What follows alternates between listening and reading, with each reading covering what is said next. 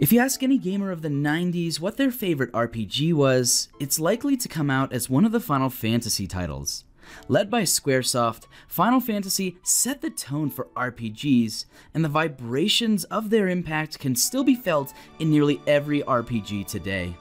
Chief among Final Fantasy titles, Final Fantasy VII stands as one of the most beloved and highly rated games among Final Fantasy fans. But do we really know why?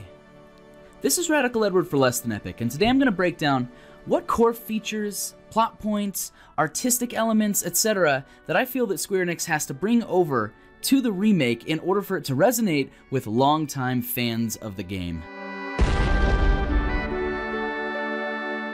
So what made Final Fantasy VII so damn popular? I don't really think it was the 3D or the combat or anything like that, as all of those elements weren't really that revolutionary for the time in gaming. Instead, what I believe it to be is a very unique combination of some story and lore elements, some gameplay elements, and also some really unique artistic elements which made Final Fantasy VII so popular with gamers of the 90s. So let's kick off with some story and lore elements that I really think Square Enix has to nail in order for the remake to resonate with longtime fans of the game. The lead writers of Final Fantasy VII were Kazushige Nojima and Yoshinori Kitase. In particular, they created a very gritty, deep, and interesting lore base, which I think was a core component of what resonated with fans. You had interesting elements like Genova, a planet-busting alien which comes down and summons Meteor and basically tries to wipe out all of Gaia. In Gaia, another interesting part of the lore base that they created is a living planet. Like it's an actually alive planet with a life force and everything. The next part of the story and the lore that I felt really drew fans in was just fantastically written characters. I mean, you have Sephiroth, hands down, one of the most fantastic video game villains of all time, maybe even villains in any story of all time. I mean, he's definitely up there. Then you've got characters like Cloud. I mean, he's kind of mopey and he's not the greatest of protagonists, but his interconnection with all of the other characters in the story is very well written. He may not be as interesting himself as a character, but to each their own.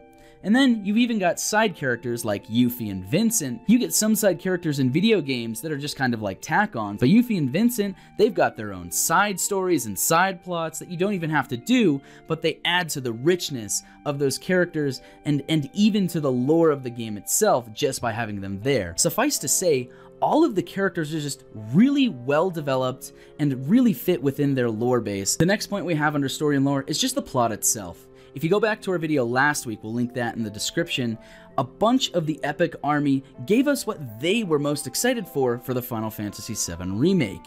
And most of what they gave us were just really, really interesting plot points. I'll just give you a couple of the more interesting ones that came up in that video. We have Barrett and Dine's storyline in the Coral Prison.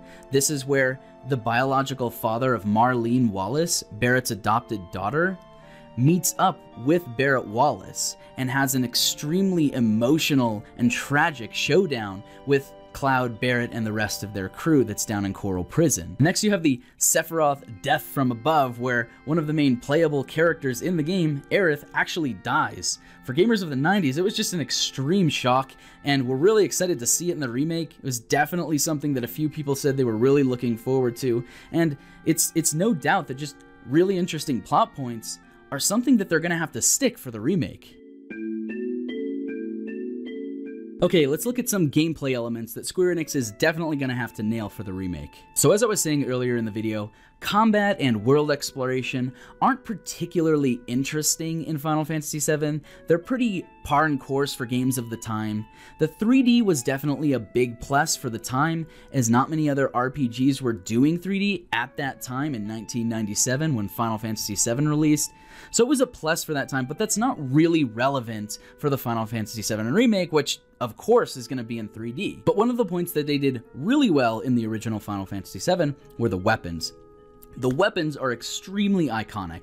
Items as well, but definitely the weapons. Cloud's Buster Sword, Tifa and her gauntlets, Barrett and his Gatling guns, even Aerith. She doesn't get many weapons because she dies, but she even gets her own set of weapons. Yuffie with her, I don't even remember what it's called. Maybe I'll look that up and put that here. But, I mean, all of the characters had really unique and interesting weapons that really fit the characters and their fighting styles, and really gave players the chance to express themselves a little bit in what weapons they wanted their crew to fight with. Then of course, the progression and movement of the game was really well paced. You started out just walking, you're locked in some pretty confined areas, you then move out into an open world and you're walking around, you get a little bit more freedom, then you get a car, and you've got even more freedom. You can traverse more of the terrain, then you go to a plane, and then you go to an airship, and then even beyond that, for the really hardcore players that did side things like chocobo breeding, you could get the golden chocobo that could literally go anywhere on the planet. All of the movement and the progression of that movement was really well paced in the game, and I actually think it really added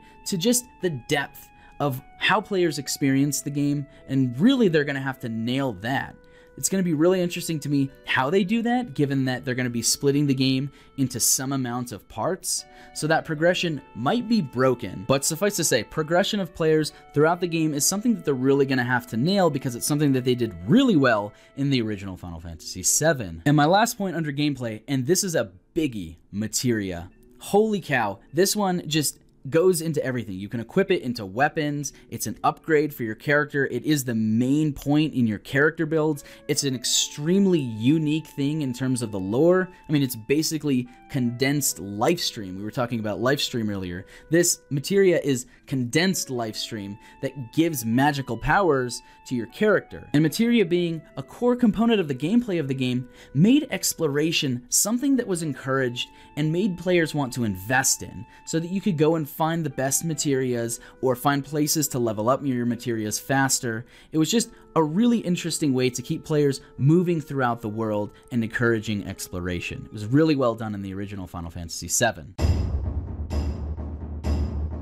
And now let's move on to something that they seriously have to nail in the Final Fantasy VII Remake: the artistic elements. This is already something that we've seen Tetsuya Nomura taking some back steps on to get right, as he's changing Cloud's model up entirely, because he apparently really didn't like what CyberConnect 2 was doing before they pulled the game in-house at Square Enix. And on that note, something that they did extremely well in the original Final Fantasy VII was fantastic character designs. And this is something that Nomura had a part in the original Final Fantasy VII. Character designs really fit the personalities of the character. Let's start with Cloud. This, mopey man-child. He's kind of an emo, dark colors, but he still has a flair in his character. Something like a spark of life. His yellow hair really shows that. His bright blue Mako eyes really show that. His giant Buster Sword really shows that. They really went into a lot of depth in how they wanted Cloud to be as a character from a design standpoint. Sephiroth is no different. Dark, white hair, scary eyes. They really made him look like a villain. And of course, as I was saying earlier, I believe him to be one of the best video game villains of all time, and his character design really shows that. And then of course, we cannot forget Barrett, aka Terry Crews. I mean, his character in the game is literally Terry Crews in Old Spice commercials. I mean, they should just get Terry Crews to voice Barrett. Square Enix, get Terry Crews to voice Barrett. It'll frickin' please the fans. Do it. Another thing that the original did really well were cutscenes and visuals. These things really stood the test of time. Just for some examples of that, I'll pull up some footage on screen here. I mean, you've got the giant Mako Cannon Sister Ray. This thing was extremely interesting as a cutscene back in the day. A lot of people were really excited in our last video to see this thing fired up in full HD. I certainly am looking forward to that. Then of course you've got the end of the game, Meteor Impact. This visual was extremely well done, tied in the live stream into it, and you've got this giant meteor coming down onto the planet Gaia, and the live stream stopping it, all in this giant last finale of the game. It was extremely well done, and the visuals really stand the test of time. And then, of course, you cannot forget about the Cosmo Canyon Planetarium. This thing blew my mind as a kid. I was always extremely excited when I was doing a playthrough to get to this point of the game. Even to this day, this cutscene and these visuals really stand the test of time, and I'm really excited to see how they do this kind of stuff in the remake. And now one of the biggest points that they're going to have to nail in the remake, in my opinion, and this one's near and dear to my heart, it's one of my most anticipated things, the music of the game. Self-taught composer Nobuo Uematsu is the one who created the soundtrack for the original Final Fantasy VII, and lucky enough, he's coming back to the remake. This dude always delivers when it comes to music, and I have no doubt that he's going to deliver for the remake. This is the one point of the artistic elements that I am least worried about when it comes to the remake. So I believe the success of the Final Fantasy VII Remake comes down to a fine mixture of those three elements: story and lore elements, gameplay elements, and then of course those artistic elements. I just went over a bunch of concrete examples of how the original Final Fantasy VII nailed each one of these categories. And if Square Enix wants to stay out of the crosshairs of the 90s fans of their franchise, they're really going to have to nail each of these points. But can they do it? I believe that they can, but I definitely have a creeping doubt in my mind, especially with Tetsuya Nomura at the helm of the remake. I mean, don't get me wrong. Nomura is a fantastic game director, and I love every game that he's been participating in. But if the Final Fantasy VII Remake goes the way of Kingdom Hearts 3, then I'm definitely a bit worried. And it's not even that Kingdom Hearts 3 is a bad game. It's actually a really good game, and I say this as somebody who's playing it right now. But the game is just geared towards the more casual audiences. I mean, you could go through this game and completely forget, for most of the game, about the fact that you're supposed to be putting in stats, upgrading your keyblades, upgrading your party members, Doland and Gooby.